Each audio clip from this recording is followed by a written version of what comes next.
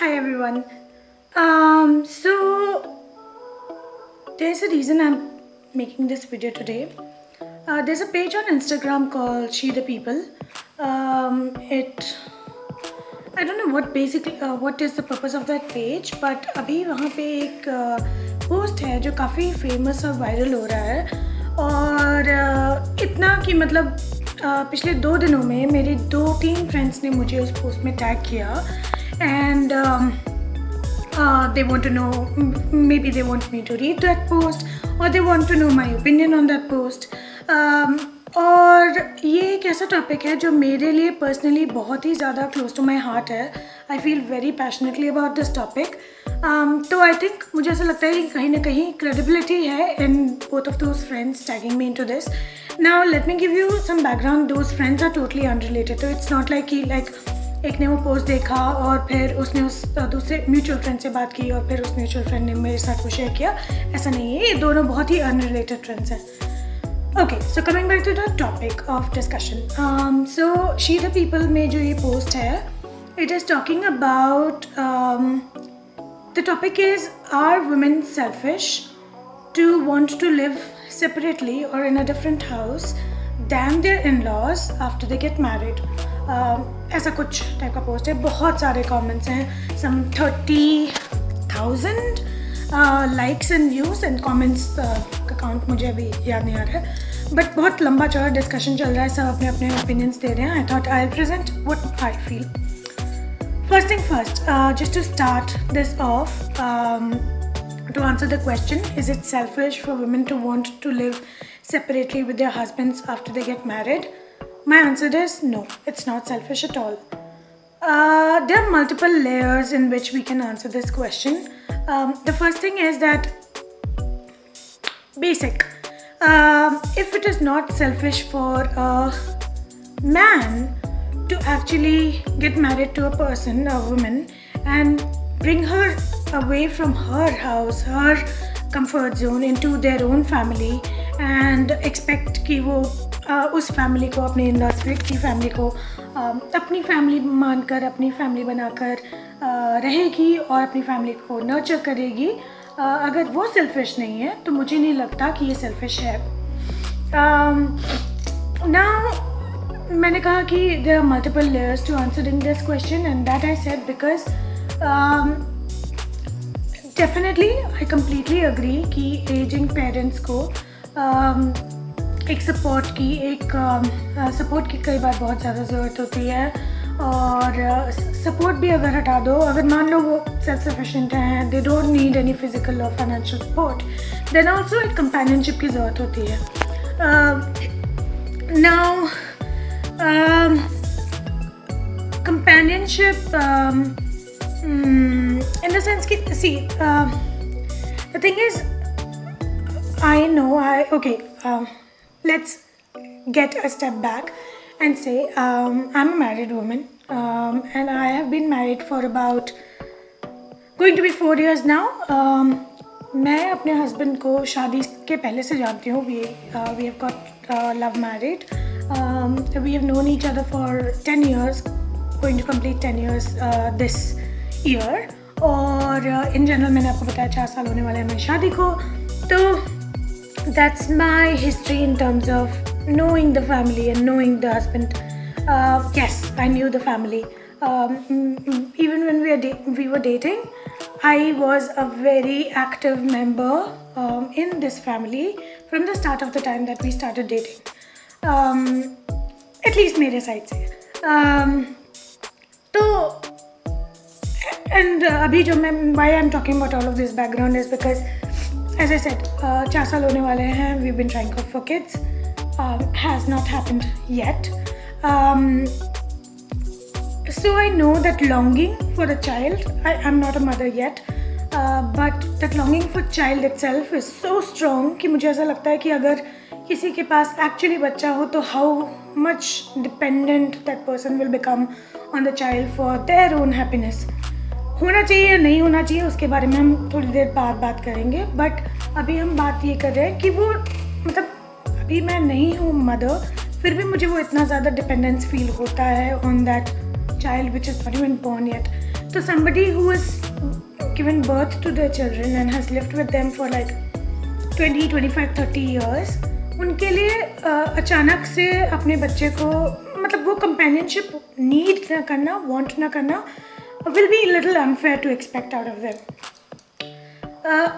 अभी के हिसाब से मैं बोल रही हूँ. अभी हम आगे जाएंगे और मैं इसके बारे में भी बात करना चाहती हूँ कि क्या वो सही है या गलत है, क्या उसका कोई डिफरेंट वे हो सकता है उस चीज़ को डील करने का. बट फिलहाल हम इस चीज़ को लेकर चलते हैं कि it is difficult, they want companionship. पर क्या वो सिर्फ लड़के के पेरेंट्स हैं जिनको कंपेनियनशिप की ज़रूरत है, लड़कियों के पेरेंट्स को कंपेनियनशिप की ज़रूरत नहीं है? I don't think so. बहुत लोग ऐसा बोल सकते हैं कि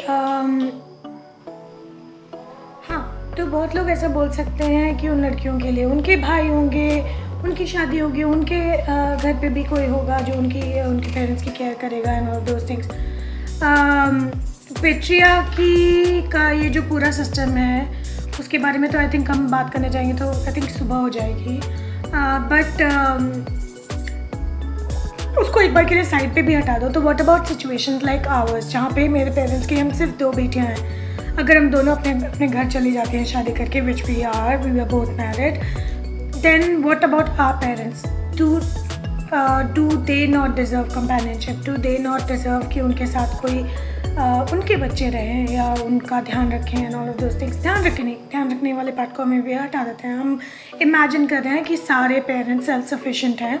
आई know it's a wrong imagination, but फिर भी just for the purpose of this video I am imagining कि सारे पेरेंट्स फिजिकली और फाइनेंशियली सेल्फ सफिशिएंट हैं to take care of themselves and just out of share love for the children they want to live with the children. So यहाँ पे तो ये बात आ जाती है कि उन टाइप की सिचुएशंस में क्या होगा. जैसे मैं और मेरी बहन है, हम दोनों की शादी हो गई और हम दोनों अपने अपने घर में हैं. तो हमारे पेरेंट्स की कंपेनियनशिप का क्या? पहली चीज़. दूसरी चीज़, अब हम आते हैं पैट्रियार्कल सोसाइटी पे और उसका क्या इम्प्लीकेशन पड़ता है इस पूरे सिस्टम पे. फर्स्ट ऑफ ऑल बहुत ही अनफेयर है ये मानना कि सिर्फ लड़कों की रिस्पॉन्सिबिलिटी है to take care of the parents and does because लड़कों की है उनकी वाइफ्स की हो जाती है थिंग्स. ये बहुत ही अनफेयर चीज़ है. अगर हम इस चीज़ को लेकर भी चलते हैं तो आई थिंक पेट्रियार्कल सोसाइटी इतनी ज़्यादा अनफेयर है to women in certain aspects. For example, जब ये आप जनरेशन्स से उठाकर देख लो, सीरियसली मतलब जो प्रॉब्लम्स अपने इन लॉज के साथ मेरी दादी ने फेस किए होंगे वहीं मेरी मम्मी ने फेस किए, वहीं मैं फेस कर रही हूँ. And I am not completely confident कि वो अगर कल को मेरी बेटी होती है तो वो फेस नहीं करेगी. एंड इट्स लाइक ये मैं सिर्फ मेरी दादी के जनरेशन की भी बात नहीं है, ये सदियों से चला आ रहा है और इसका सीधा रीज़न पेट्रियार्कल सोसाइटी ही है. इतनी ज़्यादा एक्सपेक्टेशंस पेरेंट्स को, ये पूरा सिस्टम के लाइक लड़की हो तो उसको मार दो, लड़का होता है तो आपको तारता है, like he is the one who will make you cross the bridge from this world to the another and all of those kind of belief system जो हैं वो सिर्फ इसी चीज़ को प्रोपेगेट करते हैं कि जो हमारी पेट्रियार्कल सोसाइटी है वो कितनी ज़्यादा डैमेजिंग है to everybody, even for men. But ये पेट्रियार्कल सोसाइटी के सब कंट्रीब्यूटर्स हैं, सब हिस्सेदार हैं इस चीज़ में, including our in laws, right. तो होता क्या है कि एक बहुत ही अनड्यू एक्सपेक्टेशन है और पेट्रियार्कल सोसाइटी क्या कहती है? men go out and earn, women stay at home and cook food and take care of the family, clean, all of those things. Now, because those things are changing, because women are going out and earning, because women are also spending 12 to 14 hours outside of their house, or even if they are not going outside of their house, considering the situation right now, they still have the equal amount of pressure unke, for their career, for their work, for all of those things.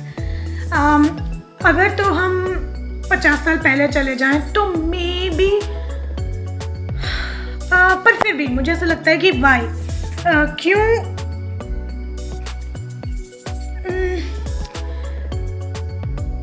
इस मतलब I think इस topic पे बात करने के लिए इतने सारे डाइवर्जन्स चले जाते हैं, इस टॉपिक पे इतने सारे segues हैं to take that it is very difficult to comprehend this topic in one, but still I'm trying. तो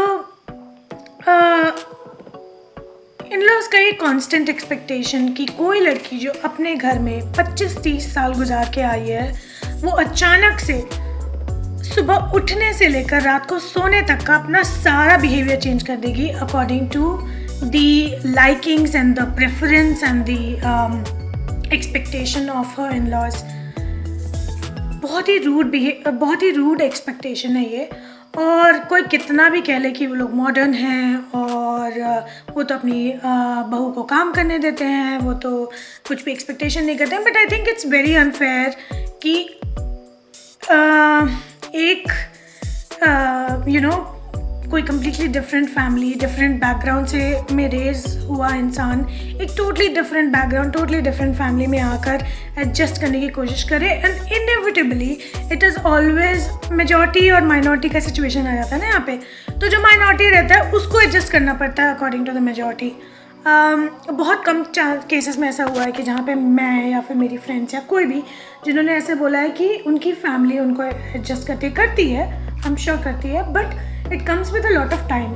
उस टाइम तक, for example, I've seen women becoming so dependable for their family कि in-laws imagine नहीं कर सकते उनकी daughter-in-law के बिना अपनी लाइफ को.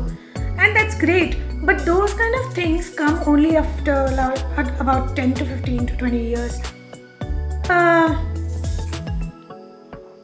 और उस समय तक बहुत सारी चीज़ें जो किसी भी एडल्ट लाइफ के जो फर्स्ट 10, 15, 20 years जो बहुत ज़्यादा क्रूशियल होते हैं इन defining what they will become as a family, what kind of earnings they will have, what kind of savings they will have, what kind of culture they are going to build in their family and all of those things, वो completely lose हो जाते हैं वो 10-15 years, क्योंकि mentally it takes a lot to change each and every aspect of your behavior, each and every aspect of your life according to someone totally strange, totally different than yours, उसके conveniences के हिसाब से.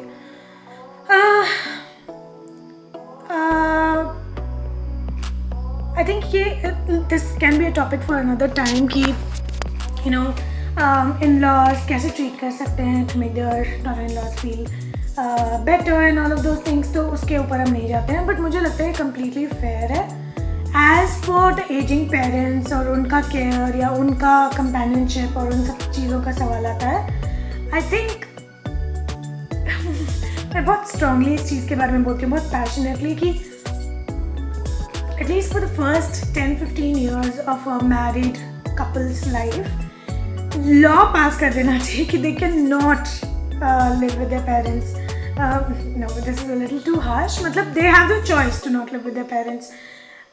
आई know उस चीज़ को mentally मतलब सबके दिमाग में कंडीशन होने में काफ़ी टाइम लगेगा और of those things, but I think ये बहुत ही फाउंडेशनल टाइम होता है किसी भी कपल के लिए to understand each other, to understand what kind of family they want to build up.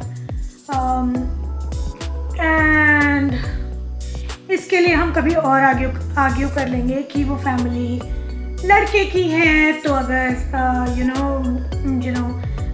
In-laws या दादा दादी अगर फैमिली को इन्फ्लुएंस करने की कोशिश कर रहे तो उसमें क्या गलती है, क्या खराबी है, all of those things. Is it not a topic at all completely. I think एक लॉजिकल सोल्यूशन इंटरमीडिएट ये हो सकता है without understanding any other thing is कि आप शादी के जस्ट इमीडिएटली बाद 10 to 15 years आप सिर्फ हस्बैंड और वाइफ रहो, as close as possible to your parents, but in a different house with a different kitchen, with a different bathroom, with a different bedroom. Very important.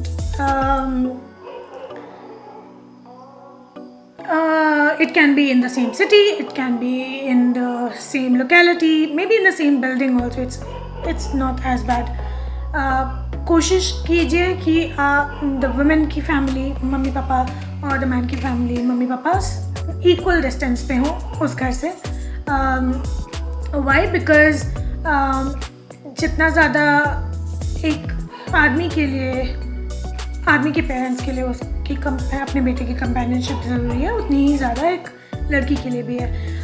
हाँ, you can say कि नहीं, but society इस तरीके से condition है, वो already you know they already are built up in such a way that they can accept a girl moving out and things like that. But I think it's high time that changes. Selfish बिल्कुल भी नहीं है. It's completely all right. There are a lot of changes that the society demands of a woman, and I'm not only talking about my generation. The same compromises my परदादी, दादी, mummy, me, my ससुराल के side की परदादी, दादी, मेरी सास और मी अगेन, हम सब लोग करते हुए आ रहे हैं वो सारे compromises, and it is unfair on women. So to answer the question, मुझे नहीं लगता कि it is selfish, but for more topics that are like in between all of those topics, I would definitely want to make another video and talk about that. Thank you so much for watching this. Bye.